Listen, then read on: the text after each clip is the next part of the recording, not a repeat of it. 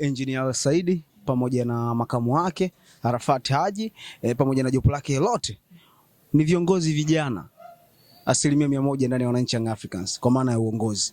Wapi ambapo wanafeli kwa upande wako? Mimi naona unajua wapenzi wengi sana wako katika soka. Sasa katika soka huwezi kusema wanafeli. Wanakwenda vizuri. Unaelewa? Wanafeli katika management, uendeshwaji wa club. Pale ndo unapofeli. Lakini katika soka wanakwenda vizuri. Na ndio maana unakuta kwamba hata hii sababu zangu nilikuwa nimezitoa kwanza, walikuwa tuseme wanachama au wapenzi walikuwa wanapata tabu sana kunielewa.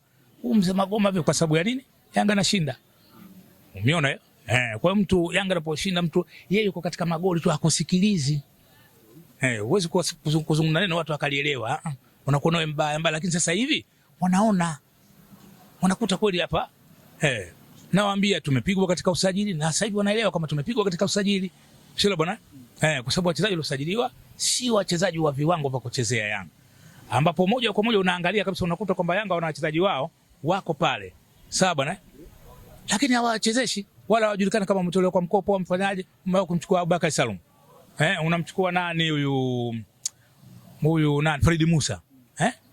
Ni watu ambao wanataka kumtazama Buba mwenyewe. Buba hawezi kuingia kwa Fred Musa. Sio? Lakini unamtazama Buba anacheza kwa nguvu zipi? Sio, unakuta kwamba hapa kuna kitu ambacho wenyewe viongozi wako chini ya carpet wana mambo yao. Kwa maana wao na watu wao. Na watu wao. Na hawa kuto kucheza kwao siwezi kusema kwa sababu ya kocha, hapana. Inaonekana viongozi kuna kitu fulani kimewakela kwa wachezaji.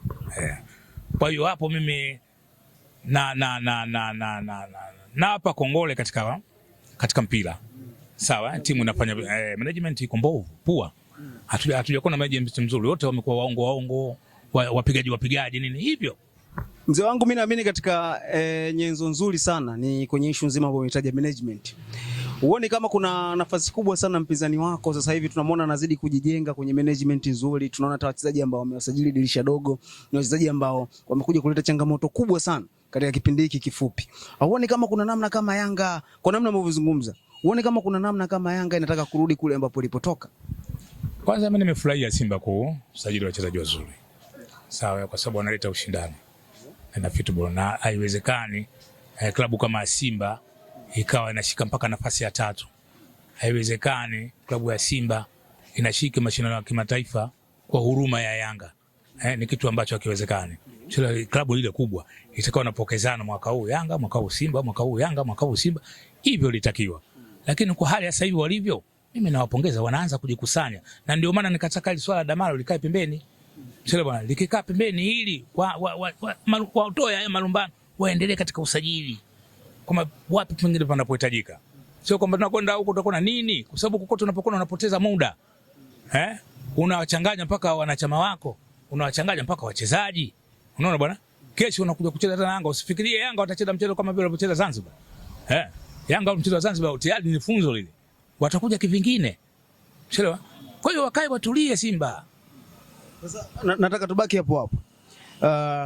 Viongozi wa Simba, kwa sababu Simba wamefanya mabadiliko hadi ya viongozi pia hivi karibuni, na viongozi wa Yanga, kwa upande wako pengine nini ambacho unatakiwa kujifunza, kwamba wao Yanga wajifunze nini kwa watu wa Simba, kiwa kama mdau na mshabiki na mwanachama mkubwa sana wa wananchi Young Africans? Kujifunza kwangu ni kwamba wa Yanga wanataka wajifunze kwa Simba kuwaleta wanachama wote wawe kitu kimoja. Basi wawarudishe wanachama kundini, sio vile kuwabagua.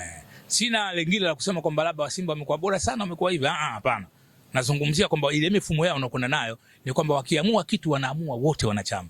Lakini huku Yanga wameka gepo kubwa ambalo ili swala lao wanataka kulifanya la mabadiliko hili litakuwa aliwezi kwenda kwa sababu watu watakuwa hawezi kukubaliana. Sawa, watakao kubali wale watano wengine wako nje.